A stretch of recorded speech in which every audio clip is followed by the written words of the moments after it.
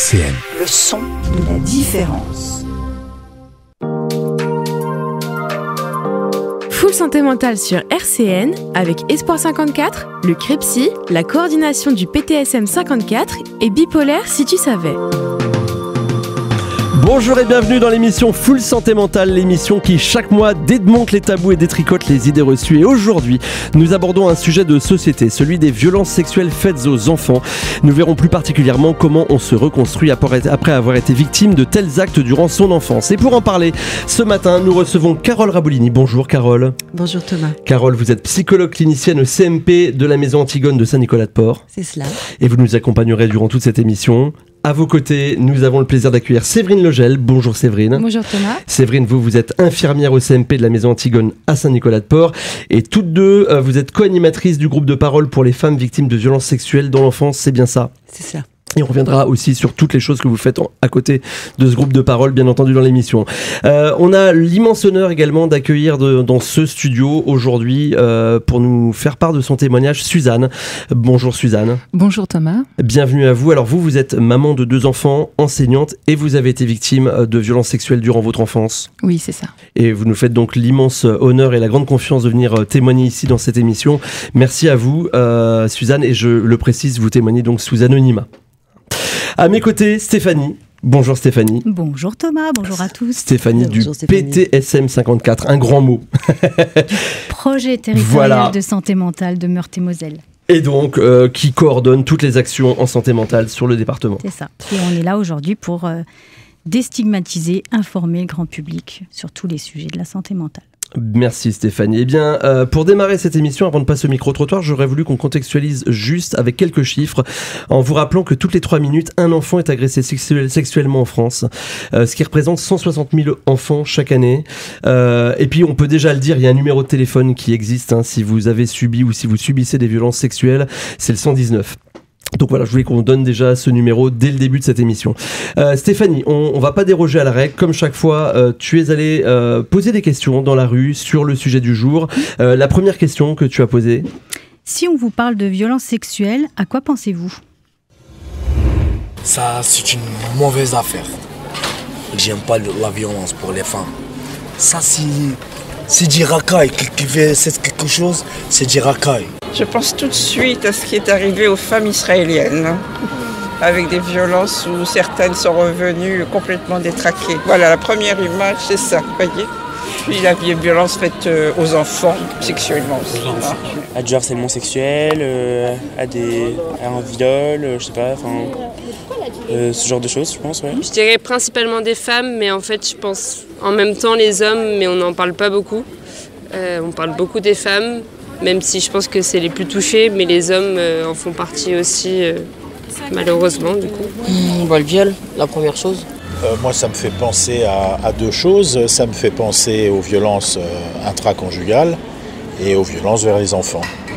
Pour moi, ça serait tout ce qui est chantage pour avoir des rapports sexuels, tout ce qui est fellation forcée, tout ce qui peut être aussi viol, le viol conjugal aussi, c'est faire culpabiliser l'autre personne de ne pas avoir de rapport pour en avoir. Voilà. Pour moi, c'est ça, les violences sexuelles. Ouais, tout ce qui n'est pas consentant. À partir du moment où ce n'est pas consentant, même un baiser, ça rentre dans la violence sexuelle. Des choses très négatives. Quand on parle de violence, qu'elle soit sexuelle ou autre, moi je dis que ce soit psychique ou physique. En général, ça détruit notre âme. Et après, il faut reconstruire. Évidemment, on parle de toutes les violences que cela implique dans ce micro-trottoir. On a beaucoup parlé aussi du cercle intrafamilial, intra-couple également. Stéphanie, comment on résumerait ce micro-trottoir ?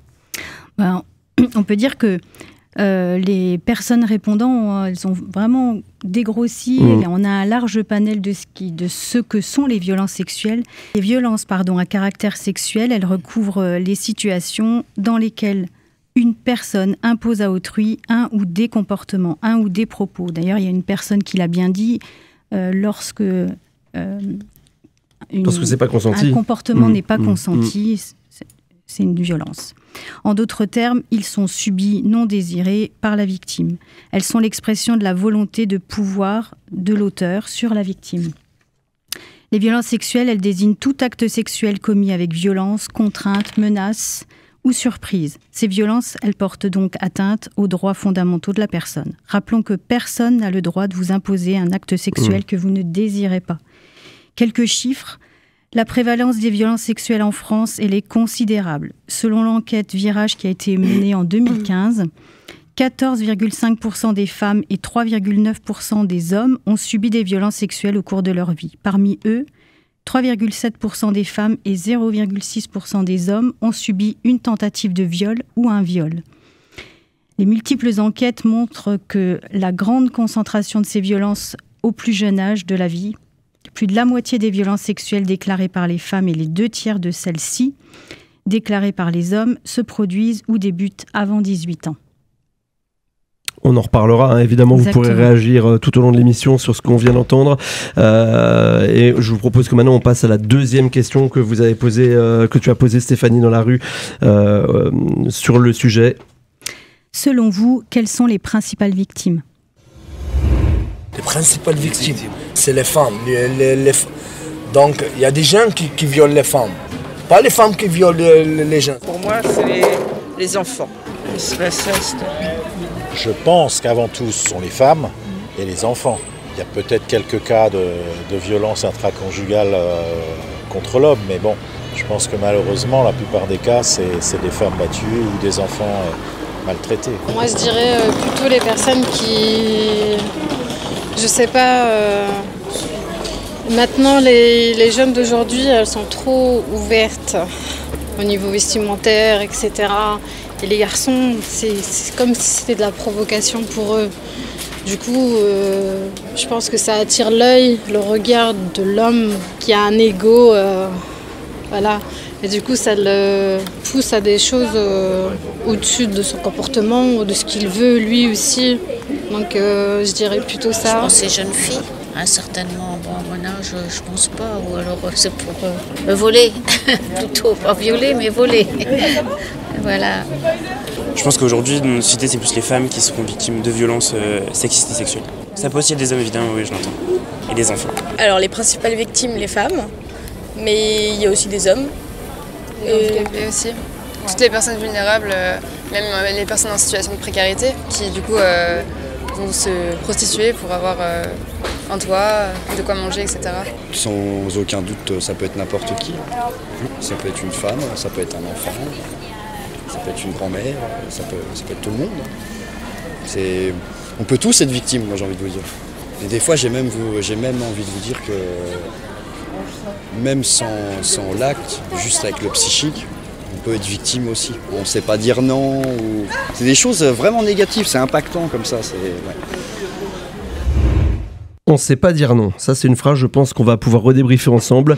Beaucoup de choses qu'on entend, évidemment. Alors, les femmes, beaucoup. Les enfants également.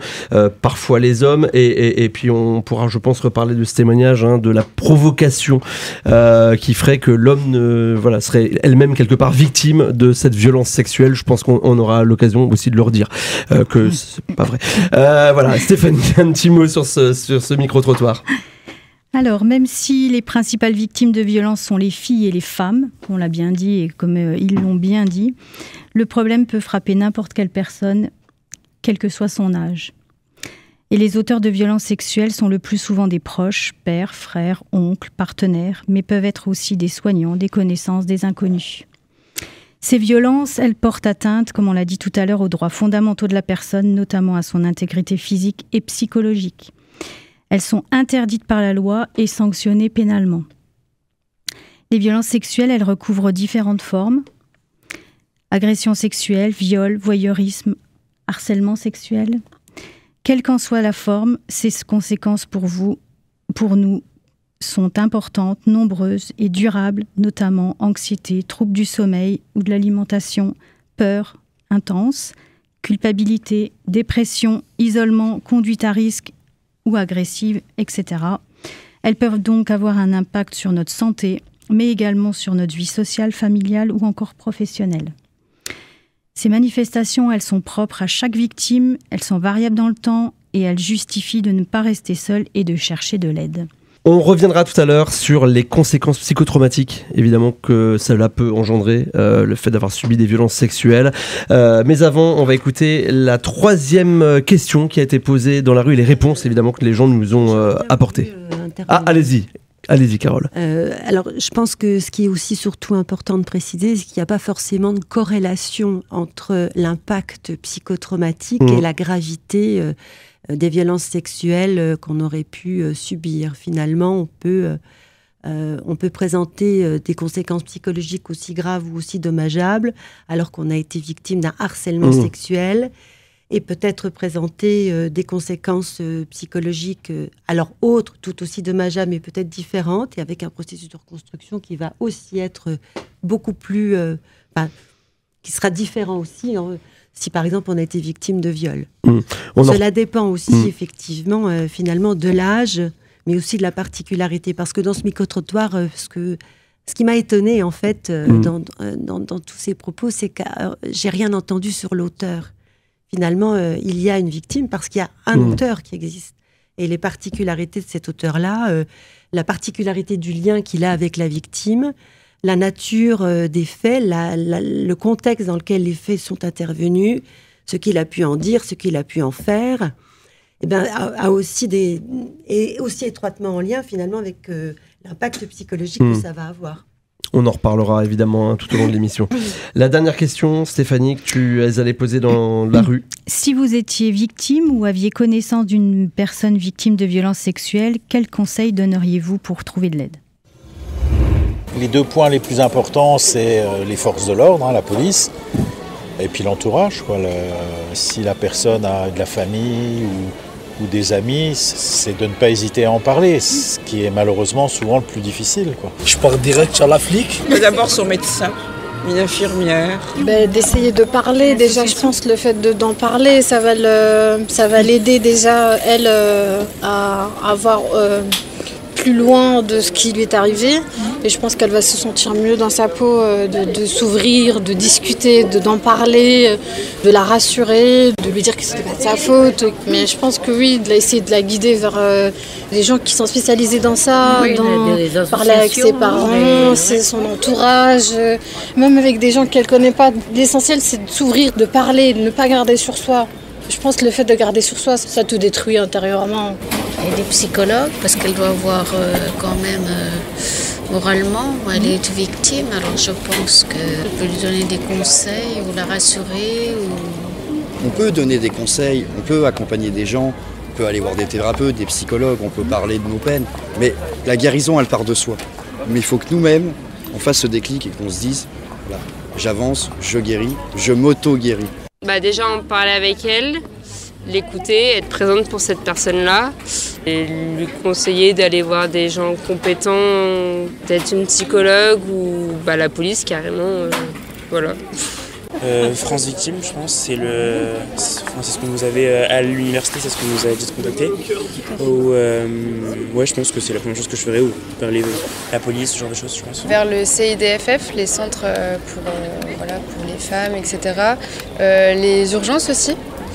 Il doit y avoir des numéros aussi, mais je les ai pas en tête. Pas forcément vers les forces de l'ordre, parce que ça peut être super compliqué. Et déjà en parler à quelqu'un qui est... que c'est son métier comme une psychologue ou un autre personnel soignant, ça peut être déjà un grand pas, sans passer par la justice, parce que ça peut être intimidant. Ça peut être intimidant, et puis on s'est rendu compte que c'était pas non plus la meilleure des solutions, puis être là pour elle. Alors, en parler, c'est globalement le maître mot. Tout à fait. Il est intéressant de souligner que les personnes... Les réponses données, elles offrent un joli panel de ce qui existe. En premier lieu, les répondants disent que le mieux, c'est d'en parler. Dans un second temps, c'est d'aller voir les forces de l'ordre. Ensuite, les associations d'aide, les professionnels. Citons d'ailleurs le CIDFF, le Centre d'information sur le droit des femmes et des familles, et France Victime. Donc le premier réflexe lorsque quelqu'un nous confie des violences, c'est de se mettre en mode solution, d'essayer tout de suite de trouver un moyen d'aide. Résultat, on va avoir tendance à poser plein de questions et à donner plein de conseils sans prendre le temps de vérifier comment va l'autre. Donc si on nous confie des violences, la première chose à faire, c'est d'écouter. Prendre le temps pour ne pas passer à côté de l'essentiel. L'essentiel, lorsqu'une personne vient nous voir pour se confier, c'est d'abord de l'écouter, d'être là, présent, soutenant. Les conséquences de ces violences, elles sont multiples, comme l'isolement. Alors on peut répondre « je te crois, tu n'es pas seul ». La dévalorisation, on peut alors lui répondre « tu as bien fait de m'en parler ». La culpabilité, donc on peut lui dire « tu n'y es pour rien, c'est lui le coupable ». Ou la peur, donc là on peut lui dire « la loi est de ton côté ».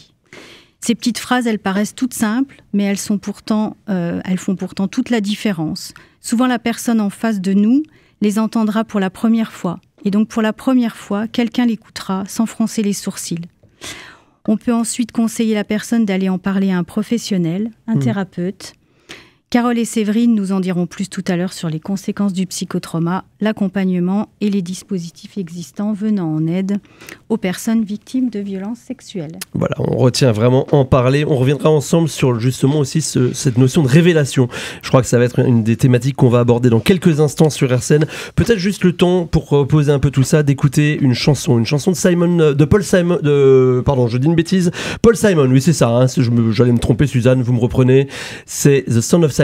C'est une chanson que vous avez souhaité qu'on puisse écouter ce matin. C'est une chanson qui m'a accompagnée depuis ma plus tendre enfance. Voilà. Eh bien, on va l'écouter maintenant. Merci. Paul Simon avec tout de suite The Sound of Silence. C'est sur RCN dans Full Santé Mentale. Jusqu'à 11h, Full Santé Mentale sur RCN. Avec Espoir 54, le CREPSI, la coordination du PTSM 54 et Bipolaire si tu savais.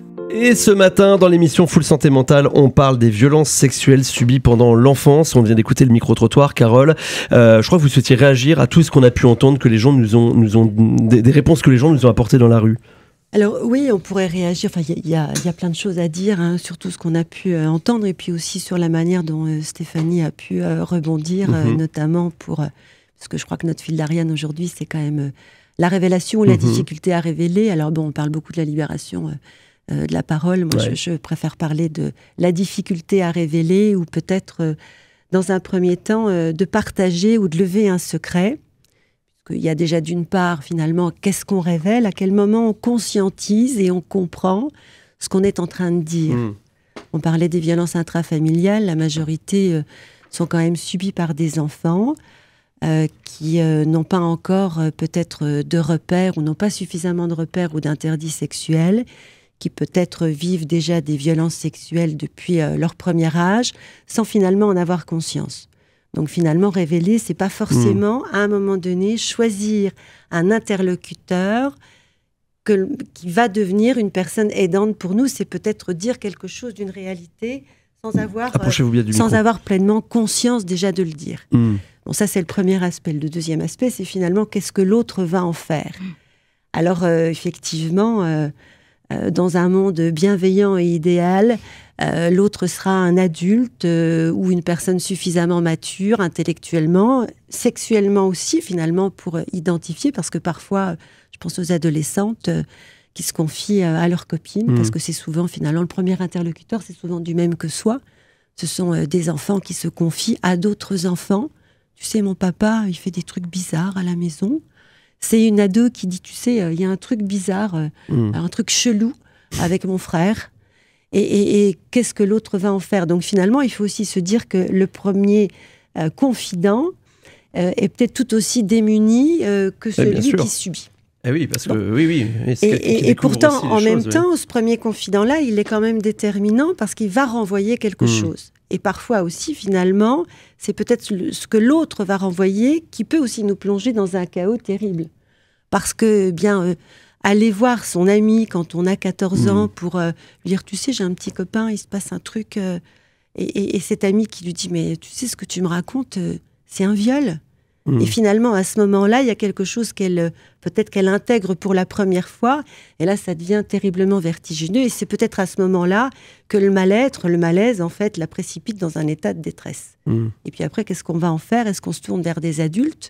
Et qu'est-ce que les adultes vont eux aussi en faire? Parce que finalement, Eh bien, quand c'est un père qui violente sa fille, alors la majorité des mères ont des réactions extrêmement adaptées, réactives et positives, mais il y a aussi des mères qui mobilisent des mécanismes de défense comme le déni. Puis c'est pas simple, je pense, enfin vous allez peut-être me dire que je me trompe, mais de révéler ça à un adulte dans la famille, quand on le vit au cœur de la famille aussi, cette violence. C'est déjà effectivement pas simple de le révéler alors que finalement on n'a pas conscience de ce qu'on révèle, et ça va devenir extrêmement complexe de révéler alors qu'on a conscience de ce que l'on vit, et peut-être de ce que l'on vit depuis un certain nombre d'années. Finalement, plus j'ai été exposée, et plus peut-être je suis en difficulté de le révéler. Et vers qui je vais me tourner, sachant que il a été, et je pense que le micro-trottoir le reprend bien, la majorité des violences sexuelles sont quand même commises par un auteur connu. Et plus l'auteur est connu, plus il est proche, plus il est aimé aussi, et plus il fait partie de la cellule intrafamiliale, et plus finalement ça va être compliqué. Comment se tourner vers sa mère pour lui dire que papa nous fait des choses... Alors bon, je pense qu'on aura des éléments de réponse avec le témoignage de Suzanne. Mais il y a toute cette difficulté-là. Ce qui fait que souvent, parfois, en fait, quand les abus sont commis à l'intérieur de la cellule familiale, eh bien, on va peut-être aller chercher quelqu'un à l'extérieur. Alors après le micro-trottoir, et je remercie toutes ces personnes qui ont effectivement, je trouve, assez... Alors peut-être un peu dans le désordre pour moi, finalement, évoquer les forces de l'ordre. Merci à elles, parce qu'elles accueillent, elles sont parfois d'ailleurs les premières à accueillir la parole. C'est compliqué parce que, évidemment, quand vous allez déposer une plainte, vous n'êtes pas dans la même démarche et vous n'êtes pas dans les mêmes attentes que lorsque vous entrez au CMP et que vous venez, alors peut-être parler de ça, mais Séverine est aussi bien placée que moi pour savoir, mais peut-être aussi pour parler de bien d'autres choses, puisque finalement, les symptômes que vous évoquiez, Stéphanie, c'est souvent finalement la première doléance. On ne vient pas parler d'un abus, on vient parler de notre souffrance, de nos troubles, de notre détresse, et puis peut-être que derrière finalement la symptomatologie, plus ou moins bruyante, eh bien, il y a peut-être effectivement des traumas. Ce qui est difficile, si je comprends ce que vous me dites, c'est que souvent, quand on vit ça dans l'enfance, on va se tourner d'abord peut-être vers des amis, comme vous disiez, des gens qui sont comme nous, quelque part. Il faut pouvoir décrypter le message. Il faut pouvoir être en capacité de le recevoir et de le décrypter et d'utiliser les bons mots aussi pour aider la révélation à se faire. Mais ce que je voulais surtout vous faire entendre, c'est que parfois, il n'y a pas de bons mots. Alors déjà, il n'y a pas de bons mots. Il ne faut pas froncer les sourcils, mais finalement, quand quelqu'un vient vous confier ça, vous ne pouvez pas rester de marbre. C'est-à-dire qu'on voit bien, et je pense qu'on le voit bien aussi avec les micro-trottoirs, c'est-à-dire qu'il y a beaucoup d'empathie tournée vers les victimes. Moi, j'ai regretté qu'ils ne parlent pas des auteurs, parce qu'encore une fois, s'il n'y a pas d'auteur, il n'y a pas de victime.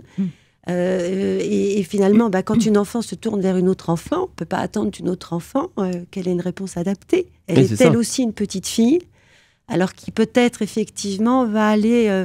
parce que parfois ça arrive, moi qui accueille beaucoup de révélations, il arrive que parfois cette petite fille qui n'est autre que la petite copine va en parler à sa maman, et c'est sa maman à l'extérieur de la cellule familiale qui va en faire quelque chose. Alors peut-être par l'intermédiaire d'un numéro vert, peut-être par l'intermédiaire de professionnels qui vont à un moment donné signaler la situation. Donc... Et si finalement cet enfant qui se confie à sa petite copine, qui ne réagit pas parce qu'elle n'a pas elle-même la maturité ni intellectuelle, ni psychique, ni sexuelle finalement de répondre et de répondre de manière adaptée, eh bien finalement peut-être que tout cela va être à nouveau enfoui parce que banalisé, et puis parce que finalement la réponse que l'enfant va intégrer, c'est peut-être pas si grave. Oui, c'est ça. Donc la révélation, elle peut être très très longue en réalité. Alors chez les petits, elle peut être très très longue, mais elle peut être aussi très rapide parce que la petite fille revient d'un accueil chez les grands-parents, et puis sa maman est en train de lui donner son bain, et puis la petite fille lui dit, alors qu'elle est en train de la laver, papy, des fois il me lave et puis il me met un doigt dans la lune. Voilà. Et là, c'est pareil. Qu'est-ce que la mère fait de ça? Oui, c'est ça.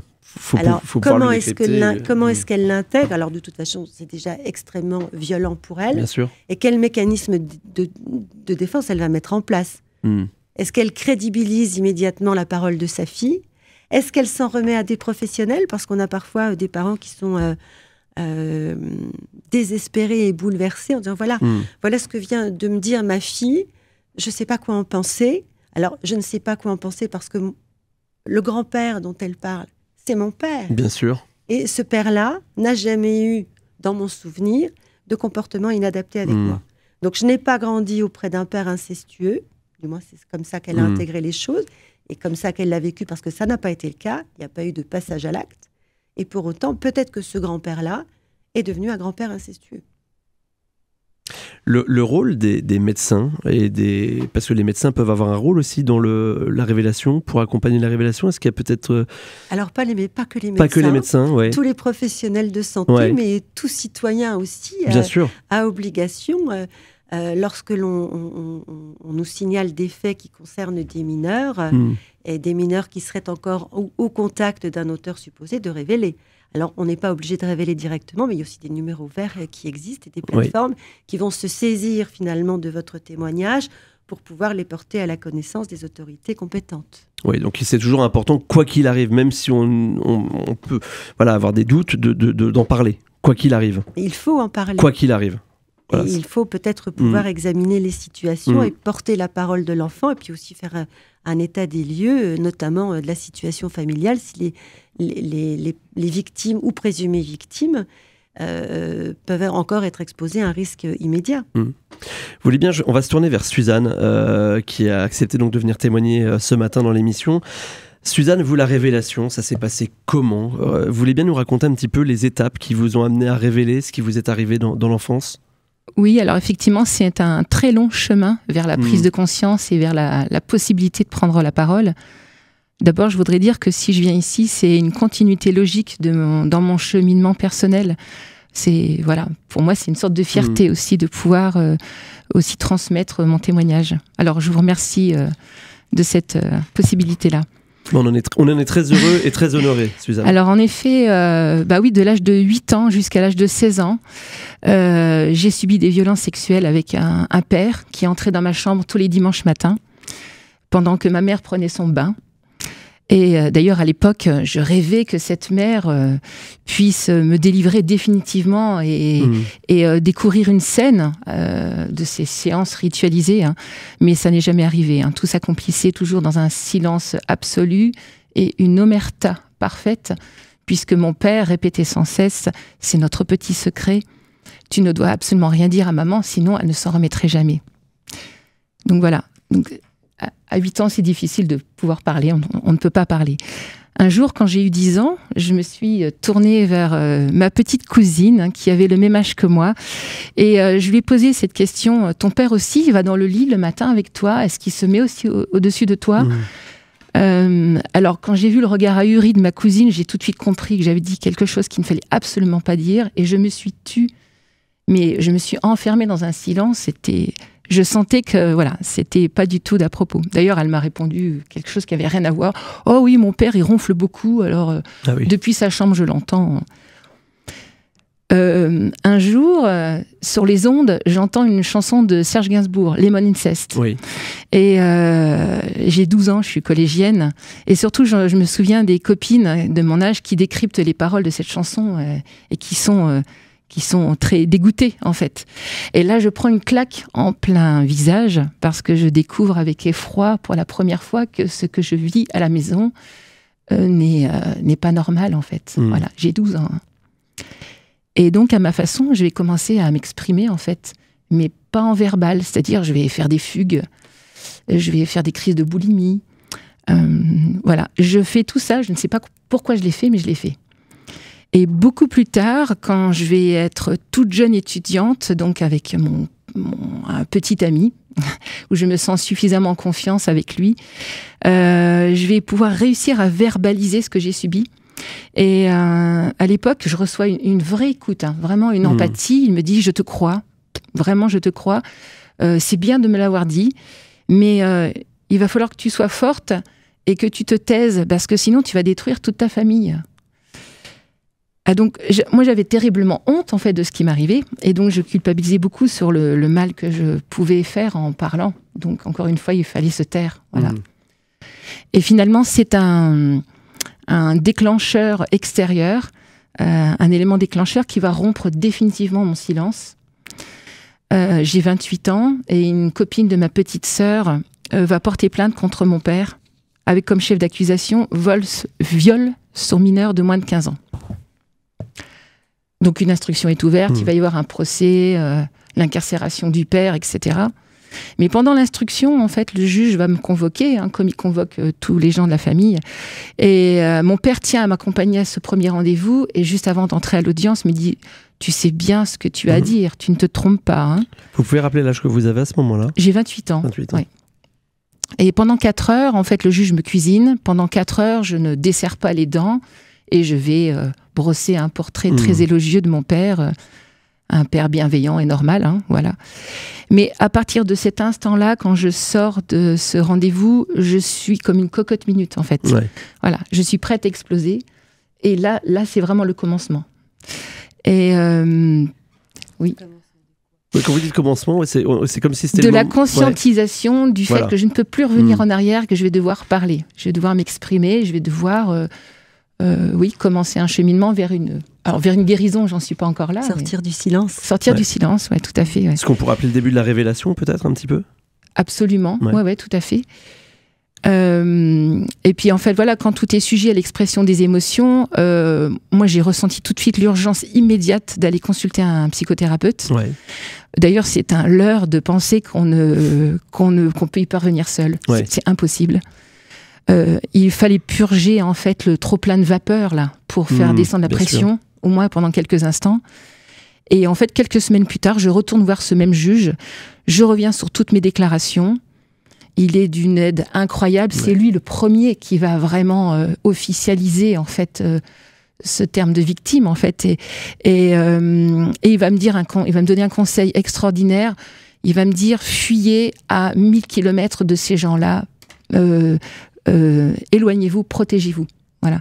Alors pour moi, c'est terrible parce que je dois m'extirper d'un cadre familial, un cadre qui est toxique. Et pour moi, c'est ultra violent. Hein. Parce que je suis vraiment sous emprise, je ne peux pas... Mais je vais en fait appliquer à la lettre ce qu'il va me dire. Voilà. Et je vais m'éloigner pendant une 15aine d'années. D'accord. Et puis, au nouvel an qui suit, justement, je vais quand même aller voir mes frères et sœurs et je vais faire, je ne sais pas si vous vous souvenez du film Festen, je vais porter un toast devant mes frères et sœurs en parlant de mon père et de ce père défaillant. Voilà. Alors, en fait, la réaction est hyper brutale. Oh, la pauvre maman, qu'est-ce qu'elle va devenir? Voilà. La réaction, elle me fait comprendre qu'en fait, les gens sont à des années-lumière de ce que je peux ressentir. Et il y a encore un fossé, un gouffre entre les autres et moi. Je peux vous demander le degré de connaissance de vos frères et sœurs de la situation à ce moment-là? Alors, c'est la révélation. Ils ne savaient pas. Ils ne savaient pas. Ouais. D'accord. C'est vraiment la révélation. On est en pleine perte d'instruction qui a duré 2 ans et demi. Mais pour vous concernant aussi, c'est la révélation à ce moment-là.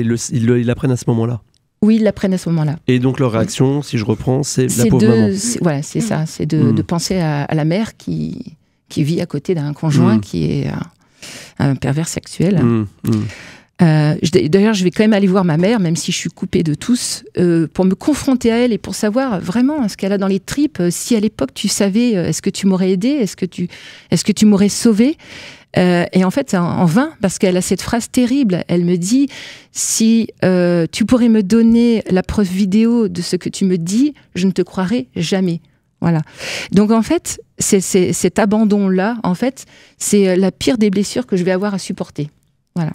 Et j'imagine, oui. Pire que les faits. Oui, parce vraiment, que vous n'avez même pas le soutien de la maman. Ouais. Oui. Et en fait, je comprends en fait que je suis seule, que je suis absolument seule pour me sortir de cet abîme et que je dois surtout rien attendre des autres, en tout cas pas ceux de ma famille. Et ça va mettre des années, mais je vais y arriver. Hein. Ça, c'est sûr. Et puis, oui, la naissance de ma fille... en fait, ce qu'on disait un peu tout à l'heure, la vulnérabilité de cette petite fille que j'ai dans les bras et qui me fait comprendre que j'en ai été une aussi, moi. Ouais. Et donc, je suis révoltée de l'inaction des adultes à l'époque des faits. Voilà. Et puis, évidemment, donc vers qui se tourner, à qui en parler, je vais faire après, à partir de maintenant, j'en parle à tout le monde. Je vais faire le tour des amis, de la famille. Je vais hurler mon histoire à beaucoup de personnes. Ça me fait beaucoup de bien. Enfin, je suis entendue, mais je perçois l'émotion des gens en face de moi. C'est presque ça va choquer un peu, du sensationnel. C'est-à-dire que les gens sont friands de ce genre d'histoire. Et je fais attention, à un moment donné, à me dire, je vais m'y perdre, en fait. Parce que entre l'apitoiement et la curiosité malsaine, j'étais, en fait, légitimement dans une posture de victime.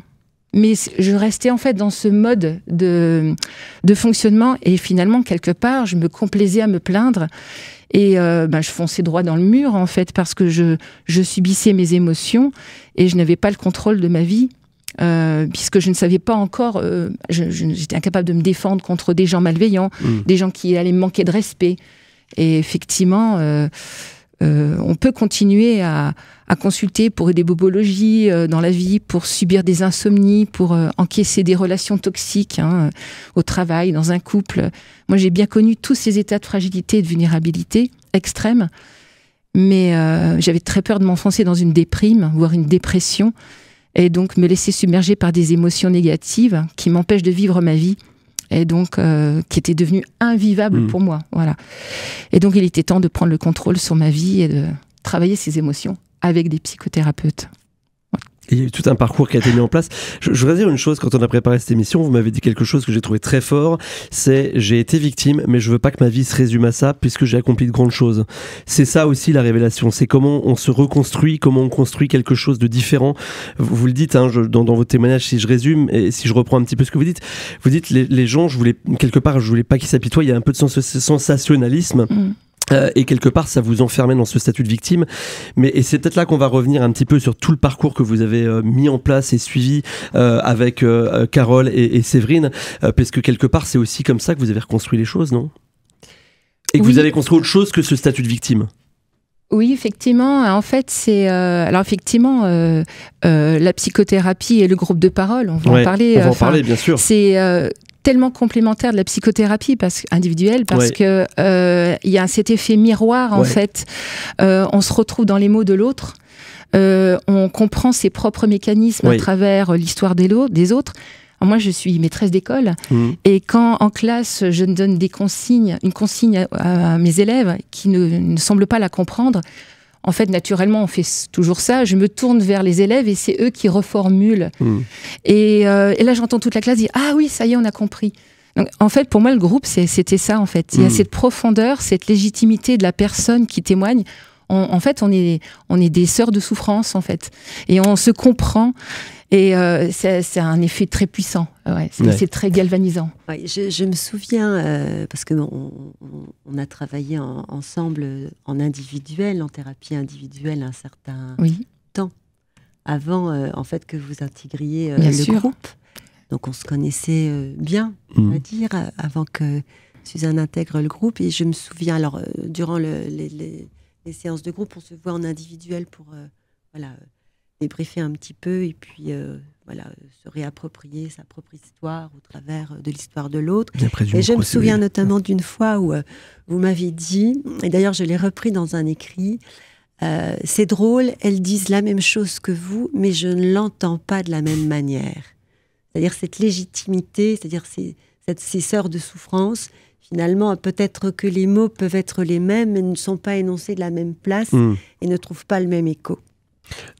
Bon, alors peut-être qu'avant qu'on parte sur peut-être la manière dont on peut peut-être se reconstruire, on va en parler effectivement dans un instant. Oui. Je pense que Suzanne a très bien mis en évidence la difficulté, ce que j'essayais d'illustrer précédemment, c'est-à-dire la difficulté de révéler, c'est-à-dire que c'était elle révèle à plusieurs moments. C'est-à-dire qu'alors il y a ce premier temps où finalement elle va aller chercher chez un autre et chez sa cousine déjà. C'est ça. Finalement, pour l'aider à identifier ce qui serait normal ou pas d'un comportement sexuel déviant chez son père. Elle perçoit finalement la réaction et puis finalement elle retourne dans le silence. Et puis il y a ce deuxième temps avec la chanson de Gainsbourg, mais moi je pense à toutes ces ados que je vois qui révèlent être victimes de violences sexuelles et qui disent en fait on était en cours des SVT, on a eu un cours sur l'éducation sexuelle où la dernière on a eu un questionnement sur le harcèlement moral. À l'école ils ont passé un questionnaire sur le harcèlement moral et j'ai coché. Je me rappelle de quelqu'un qu'on suit actuellement qui dit pareil, à l'école, et c'est important en plus, je m'adresse à une professeure d'école, à l'école, la maîtresse nous a fait comprendre et je me suis dit, c'est trop grave, ce soir, je rentre, je le dis à maman. Alors, dans sa tête d'enfant, le c'est trop grave, c'est absolument pas ce que nous, adultes, on va y mettre, et c'est surtout pas le traitement qui va suivre, parce que,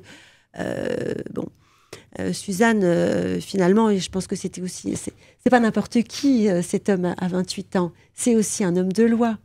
C'est un magistrat qui est en train d'instruire une affaire contre votre père pour des faits à caractère sexuel qu'il a commis finalement aussi à la maison, puisque c'était l'ami de votre sœur. Absolument. Et finalement, il vient aussi légitimer, et c'est lui qui, pour la première fois, il y a une chose que vous dites même, il y a une chose que vous dites effectivement, on me croit, c'est-à-dire que vous avez votre premier petit ami qui vous croit, mais qui quelque part vous dit n'en parle pas, et là vous avez quelqu'un qui l'officialise. Vous avez utilisé le mot officialiser, c'est important pour ça, pour vous dans la révélation. Et c'est vrai que le procès aux assises qui va suivre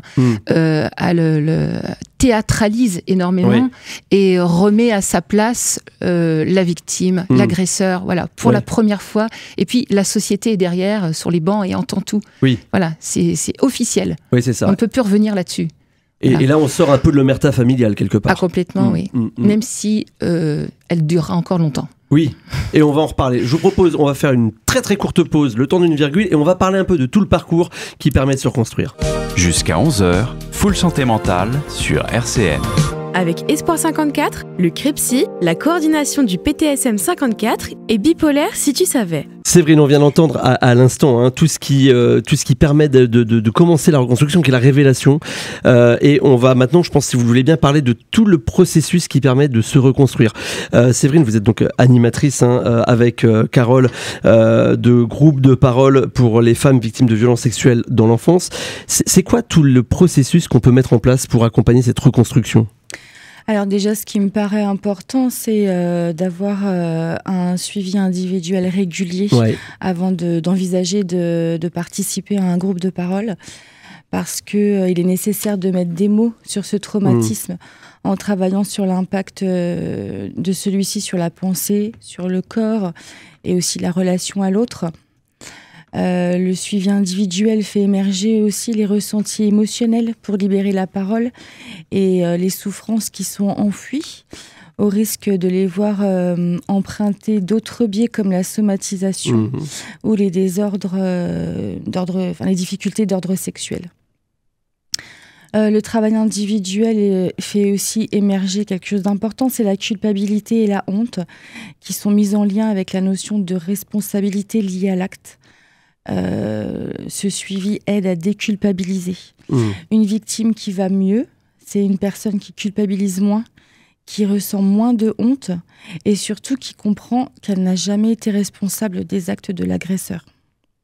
Oui, ça revient à ce qu'on disait il y a quelques instants, le fait d'officialiser le fait qu'on est la victime. Tout à fait. Très important. L'idée, c'est d'aider la personne à quitter son statut de victime pour qu'elle redevienne actrice de sa vie. Donc, évidemment, une fois le suivi individuel consolidé, c'est à partir de là qu'on peut envisager la participation à un groupe de parole. Alors, c'est sûr que c'est un espace de parole qui est moins facile à aborder que le travail en individuel, parce que chacun est plus sollicité et confronté aux difficultés du groupe que dans un travail en individuel. Il permet une élaboration psychique par la confrontation d'histoires similaires. Et par la force des choses, chacun devient l'aidant de l'autre, en ayant comme objectif de créer des liens. Pendant le groupe de parole, on donne et on reçoit beaucoup.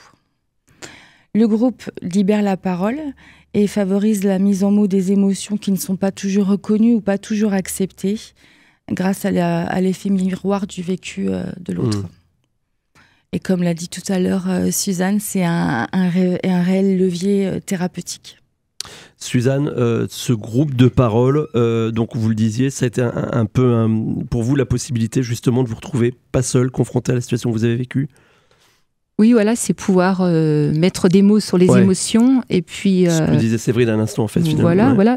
Et puis, effectivement, se dire aussi, en fonction de l'histoire des autres, moi, j'ai déjà fait du chemin aussi, j'en suis déjà là. Ça, c'est renarcissisant et on en a tellement besoin. Voilà. Parlons-en du chemin. Le chemin, une fois qu'on commence à révéler, est-ce que c'est un chemin qui se fait tout seul ? Je sais que non, pour l'avoir un peu évoqué, mais j'aimerais bien que vous nous racontiez un petit peu comment on vit ce chemin-là. Parce qu'il y a sans doute d'autres femmes comme vous ou d'autres hommes qui ont pu vivre des traumatismes dans l'enfance liés à des violences sexuelles qu'ils auraient subies. Est-ce qu'il faut leur dire, une fois que tu as révélé, ça va être super, tout va bien se passer ? Ou est-ce qu'il faut leur dire... Voilà, c'est un chemin chaotique, mais il faut garder le cap. Oui, effectivement, c'est un chemin vraiment chaotique et il y a plein de moments de découragement. C'est un parcours qui est semé de doutes, d'angoisse, de mise à nu aussi. Quand on parle dans un groupe, c'est une sacrée mise à nu, de retour en arrière. On se remet à faire des mauvais choix de vie à nouveau, alors qu'on aurait dû apprendre sur son passé. Ouais. Voilà. Mais en tout cas, on avance, en fait. On avance. Et on doit pouvoir arriver à se dire que ces émotions, on en fait une force et pas un frein. En fait, voilà, c'est ça. Et on essaye de les contenir, en tout cas de les entendre. Et en cela, par exemple, le pardon, il est important. Je n'oublie pas. Ouais. Je n'oublie pas ce qu'a fait mon agresseur, mais je refuse, je ne suis plus encombrée par ça maintenant dans ma vie, voilà, par ces émotions négatives. Et ça, la psychothérapie m'a énormément aidée, évidemment. Donc, on arrive à prendre une réelle distance, et puis ça va mieux dans la vie, puis à un moment donné, on reprend une claque, mais on avance. Même si il y a des marches arrière, on avance en permanence. Et on peut même arriver à revoir la personne sans que ça nous pose plus de problème après, l'agresseur, je veux dire. Ouais. Voilà. Il y a vraiment cette notion de mouvement qui est importante, Carole. Alors oui, après... pour certaines, mais pas pour toutes. Pas pour toutes, oui. De revoir l'agresseur. Voilà, c'est-à-dire que ça, après, c'est un cheminement personnel et c'est aussi un positionnement personnel ou familial. Mais ces allers-retours, effectivement, que Suzanne décrit, oui. C'est-à-dire que, finalement, on va reprendre la chanson. La révélation, ça permet déjà de sortir du silence. Sortir du silence, c'est déjà sortir de sa solitude. Sortir, je pense, aussi de sa confusion, parce que ce que peut-être on peut aussi rajouter concernant le travail individuel, renforcé par le travail collectif, c'est aussi qu'on va surtout travailler sur la confusion, la distorsion. Finalement, on s'est construit de manière distordue. C'est-à-dire que ce que l'on vit n'est pas normal, mais on l'a intégré comme une forme de normalité.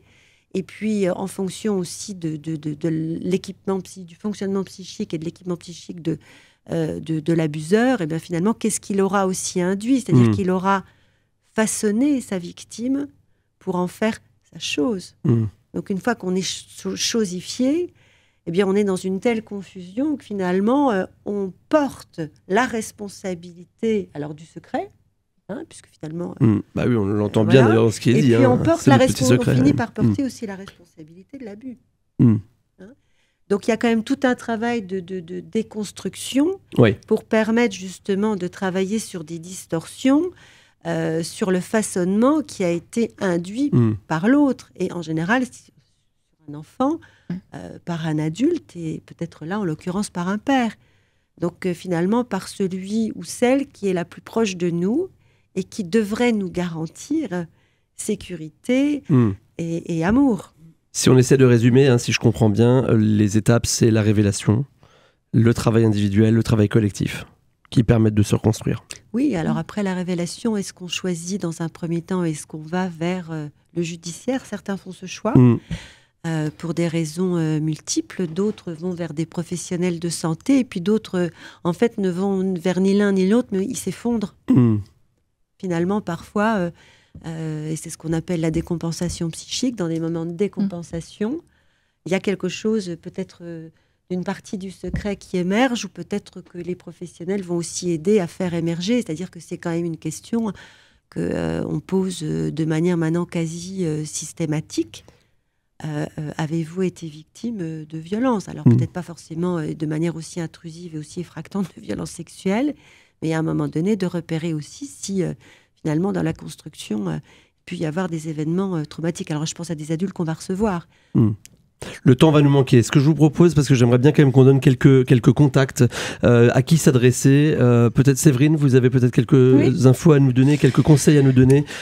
Alors effectivement, il y a les groupes de parole qui existent, mais les groupes de parole s'inscrivent parmi de nombreux dispositifs de soutien aux femmes victimes de violences sexuelles. On en a parlé tout à l'heure, il y avait le CIDFF, France Victimes 54, mais aussi le Centre du Psychotrauma au CPN, le pôle psychosocial à l'hôtel de police Boulevard Loubeau, les plateformes téléphoniques comme le 3919 ou Viol Femmes Information.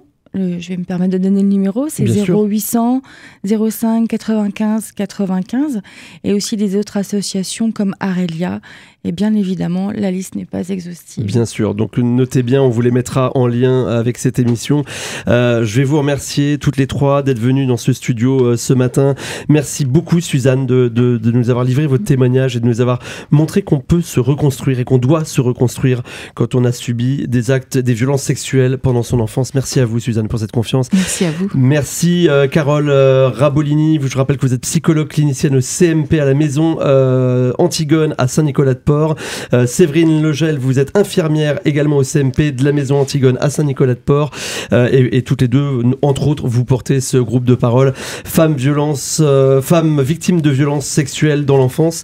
Merci à vous trois. On va dire un dernier mot, Stéphanie, puisque c'est la dernière émission de l'année. Et oui, déjà. Et ça passe. Et ça passe. Et merci à la radio RCN de nous permettre de parler de santé mentale sur les ondes. Et on est très heureux de pouvoir le faire et on espère que ça apporte beaucoup d'informations utiles à ceux qui nous écoutent. On se retrouvera pour une 3e saison, Stéphanie ? Oh oui, avec plus grand plaisir. On y travaille avec plaisir. On vous souhaite à toutes et tous une belle journée. Merci à vous trois encore. On vous mettra toutes les infos sur le lien de l'émission, sous les liens de l'émission. Voilà, sous les infos. Vous retrouvez les infos. Voilà, vous l'avez compris. Merci pour de nous avoir écoutés. Merci à vous tous et on se retrouve très bientôt pour un nouveau Full Santé Mentale. À bientôt. Au revoir. Au revoir.